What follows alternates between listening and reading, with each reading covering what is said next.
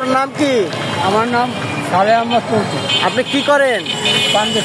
পান বিক্রি করেন। আপনি থাকেন কোথায়? আসলে বিষয়টা কি, আপনি এই যে এই বর্তমান সরকাররা কি করতেছে এবং সাবেক সরকার কি করছে এই বিষয়ে একটু বলেন। আগের সরকার তো যে কাম কাজ করছে এই কাম তো 200 বছর কোন সরকার করতে হবে। হ্যাঁ, আর এখন বর্তমান যারা আছে তাহলে যদি 5-50 টাকা এখন বাসা কি তৈরি। আচ্ছা আচ্ছা আচ্ছা। কারণ আমরা গরিব না খাই মরতে। এখন এই সরকার পতনটা হইলো কেন, কারণটা কি? করে যে তার লোকেরা দুর্নীতি করছে দেখে এই সে দুর্নীতি করে নাই, করছে হেও করছে, সেও করছে দুর্নীতি করছে নাইলে হেরে রাখবো না যে আমার লোকেরা এরকম করছে ধরে না। আপনি চাচ্ছেন যে সে দুর্নীতি না করলে পলাই বা গেল কেন? হ্যাঁ, সে তো জানে, না জানলে কাজ করছে। হ্যাঁ, না জানলে কাজ করিয়া সে আজকে কোথায়? ভারতে। আচ্ছা, আপনি এটা ভালো করে বলেন যে আসলে সে যদি দুর্নীতি নাই করতো তাহলে পলাই গেল কেন, নাকি? এটা তো শিওর কথা, এত 10 জনই করবো, আমি একটা। ও আচ্ছা আচ্ছা আচ্ছা, 10 কইব। লগের লোক পলাই লোক, লগের লোকগুলো পলাইছে।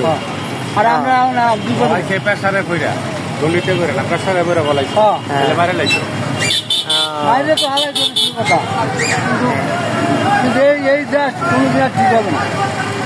এই দেশ শেষ।